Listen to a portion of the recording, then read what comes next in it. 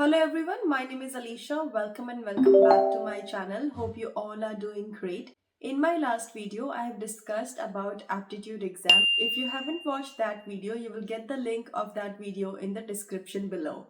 In today's video, we are going to discuss about adaptation program and what are the changes recently made into adaptation program and how you can clear your adaptation program. And to do that, I have a guest here with me who has recently cleared her adaptation program and started working as a registered nurse in Ireland. So before any further ado, let's dive in.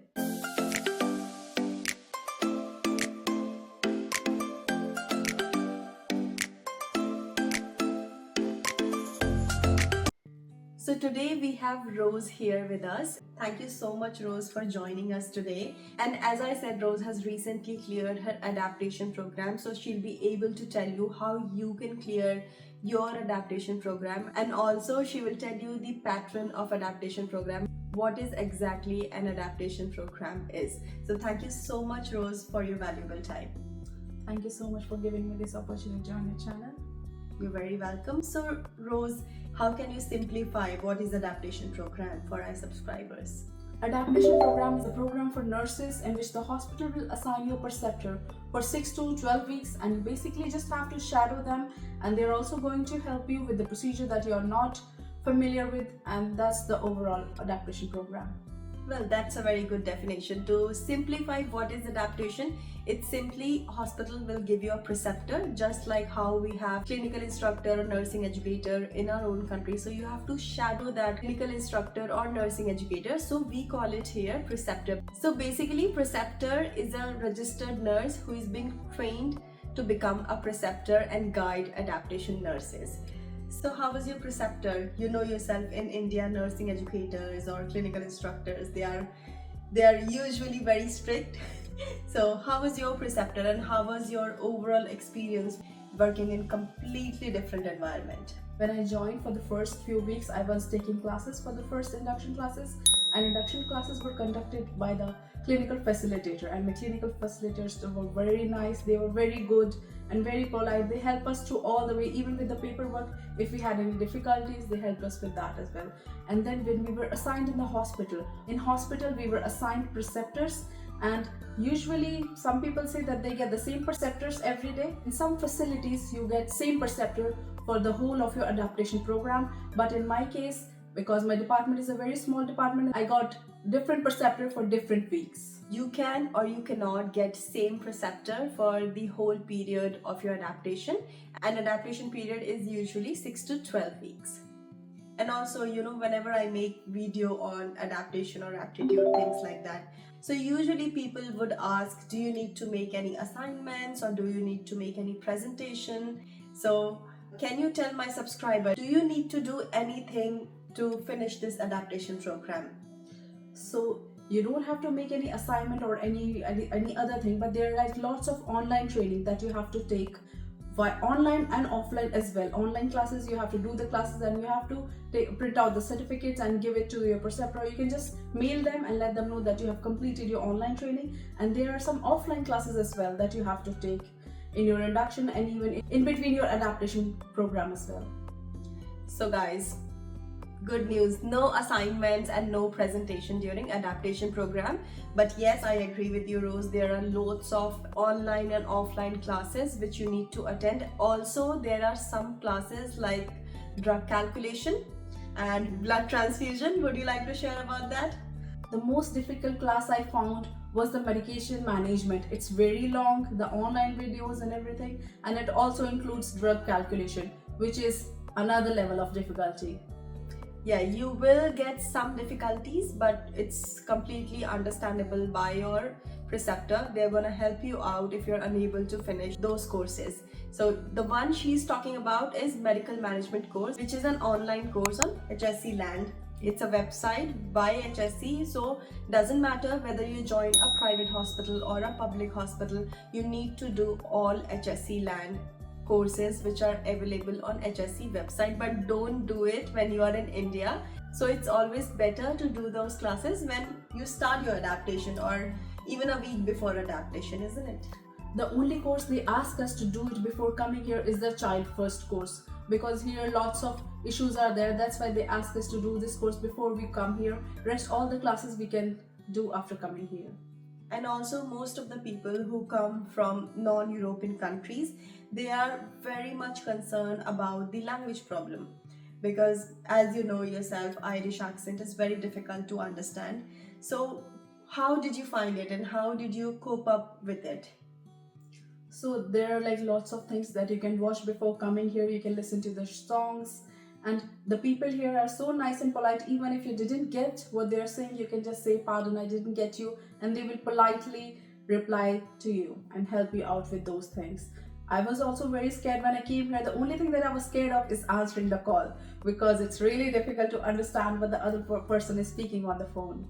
Yeah, I can relate to that as well. I think that's the most difficult part, because if somebody is talking in front of you, it's easier to understand. But yeah, when you work in a hospital and you are just sitting or standing next to a phone, you are really scared to attend phone calls in your initial time.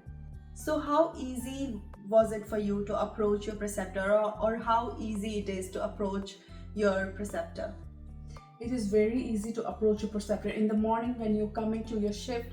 If you have any difficulties previous day, or if you think you're not confident in doing anything, you can share it with your preceptor. So just in case if you're going through that procedure, they will come and assist you or help you with that. It's better to tell them beforehand, just to avoid any sort of issues.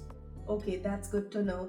And is it okay to make mistakes during adaptation programs? Since the adaptation program is a long program of 6 to 12 weeks, what if a candidate make a mistake? What will happen then? So adaptation program is for us to adapt ourselves to the surroundings, to the new people, to our colleagues. So it's absolutely normal if you make any mistakes.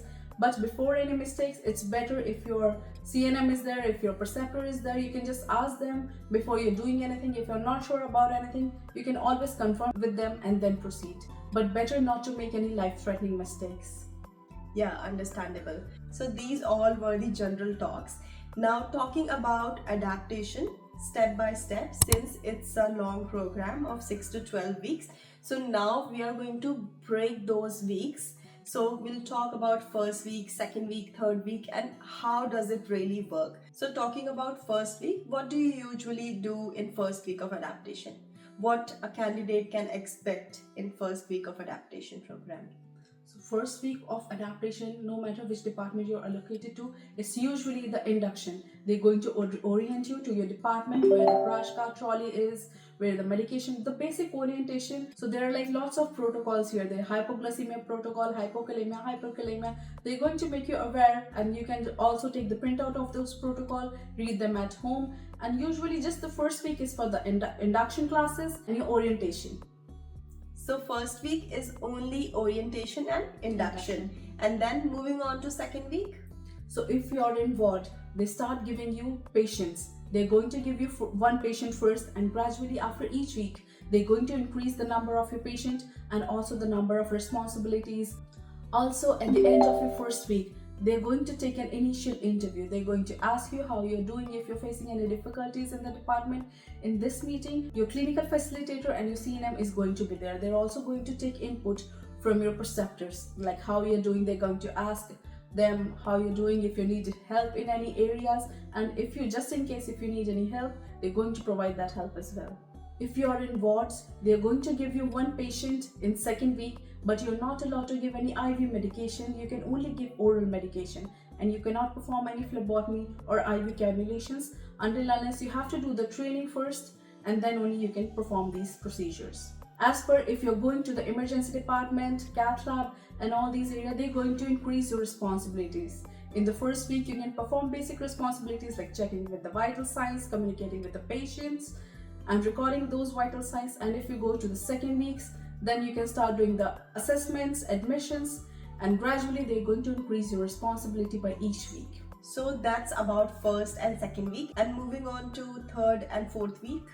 In between your second to third week, you're going to have an intermediate interview. In the beginning of your adaptation program, they're going to give you a learning log. That log will have some checklists that have you been oriented and all that. And at the end of this checklist, they're going to be a learning log. In this, you have to write down your learning, your goals, what do you want to achieve by the end of that week, and at the end there's a column in which your preceptor will try to review that how you're doing. So in those meetings, they're also going to check your learning log if you're completing that or not.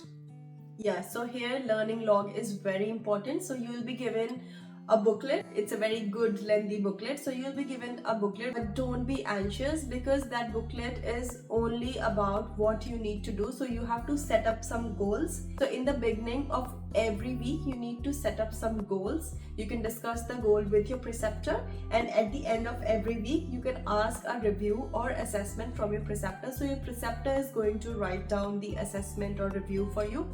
And then at the time of your meeting, your clinical facilitator, so preceptor and clinical facilitator are different people. Preceptor is the one you will be shadowing, is your preceptor, which is usually a senior staff nurse.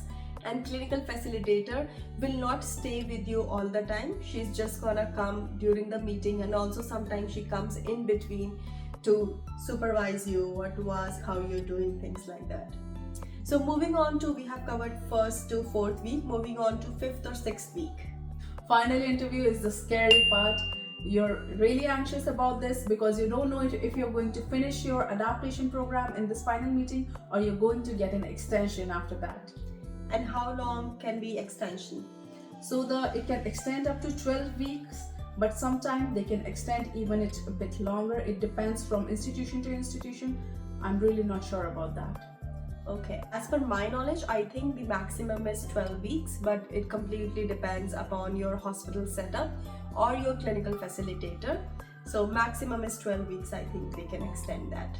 So I think we have pretty much covered about adaptation. I think we have covered each week as well, which is a very good thing. Now, we haven't covered one main thing, which is money. I think most of us know that we get some sort of salary during adaptation, but just to make it clear, how much a person usually gets during adaptation period, how much they can expect after taxes. So it varies in government sector and private sector, but usually it's mostly the same. It's between 1,000 euro to 1,100 euro fortnightly, and that is after taxes. Okay, so that's a pretty much good amount to live. Not in Dublin, I think. Yeah, as we all know, Dublin is very expensive. But I think if you're living anywhere else, even in Dublin, if you're living in outskirt area, I think that's good money. So fortnightly means after every 2 weeks. So after every 2 weeks, you will get 1,000 to 1,100 euros. That is after tax. So Rose, I think I have asked this question to Loveleen as well. If you have watched that video about aptitude exam, have you watched that video? Yes, I did. So in your case, what do you think, what was the difficulty level according to you for your adaptation program on a scale of 1 to 10? What was the difficulty level? So I would say around 4 to 5. Well, 4 to 5 is acceptable because you're coming from a completely different environment to a completely different environment. So I think 4 to 5 is acceptable. And was adaptation program your first preference always? Yes, so my first preference was always adaptation program because when I compared both adaptation and aptitude, I was very confident about my key skill and my practical skills. So I thought adaptation program is going to be good for me. Yeah, I think that's a very good reason because adaptation program is all about your practical knowledge and it's all about your nursing skills. Also, I would like to add on one thing here, that it's not up to you to choose your license exam. It's always your employer who chooses your license exam. So employer is the one who is going to choose whether you need to go for adaptation program or aptitude exam. But you can always tell your preference at the time of your recruitment. So when you're mailing your agencies and you're forwarding your resume, you can mention at that time that what sort of exam would you prefer to give. Okay, so we spoke about adaptation and stages of adaptation, but there is one thing I think which everybody wants to know. What if we fail in adaptation program? So if a candidate fails, the hospital is not going to hire you anymore and then you cannot work over there. So there's two options. One, you can go back to your own country, and the second option is you can prepare for your aptitude test, give your aptitude test, and then you can find yourself a new employer who's going to do your paperwork for you. That you can only do if your atypical visa is valid or you have the GNIB card which is valid for the date you're planning to book your aptitude test? I think that's first option, that you can go for aptitude exam, but as we all know, aptitude exam is very expensive. There is second option, but it is also a very difficult option. You can request NMBI to reassess your adaptation program. So what NMBI is going to do, NMBI is going to reassess your logbook, and they are going to recheck why your institute failed you. So this is also a thing which candidate can do, but you have to be very much sure that you were 100% right and you did not do anything incorrect. So you have to be very much confident to do second thing. So congratulations, Rose, as you have finished your adaptation program successfully. So what tips and tricks you would like to give it to candidates who are preparing for adaptation program? So I would like to advise few things. The very first thing, Irish people here are very punctual. They are always on time, or maybe they come even early. So if you're coming to work, make sure that you're always on time. So always try to find a place which is closer to your work, so you don't have to worry about your traveling every day when you're coming to work and we're going back to work, because here we are working 12 hours a day, so it's very hectic if you live very far from your workplace. And the second thing is, everyone here is very polite. They are saying please, thank you. So we have to adapt to that. We also have to do, if we have to be polite with our colleagues, we have to be polite with the patient. Every sentence that we're using, if we're asking for something, add please. If someone is giving it something to us, we have to say thank you. So these are the few things. So these are very good suggestions, Rose. I always say you remember P for politeness and P for punctuality. So I always say this to all my adaptee nurses when they join hospital. I'll say, just remember P for politeness, P for punctuality. You need to remember this here like anything. This should be your go-to mantra.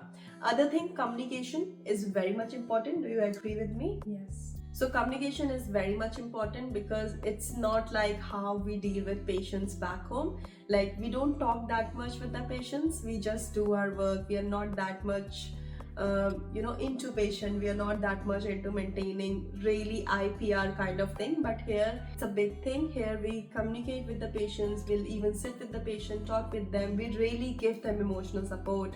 We really try to speak with them. We really ask them how they are feeling. So psychological support is something which you will be applying here all the time. Would you like to add on something else?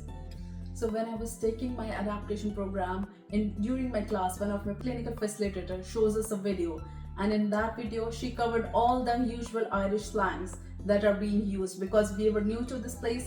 We didn't know the most common Irish slang, so there was a video which included all the Irish slangs that people are going to use just to make us familiar with. So you can also watch that what are the most common, that I'm grand, what's the crack.